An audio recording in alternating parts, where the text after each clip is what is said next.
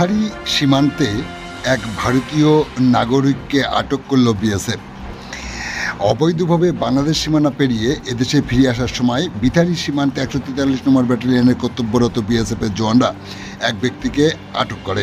জিজ্ঞাসাবাদের পর তাকে শরীফনগর থানার পুলিশের হাতে তুলে দিলে পুলিশ তাকে গ্রেপ্তার করে।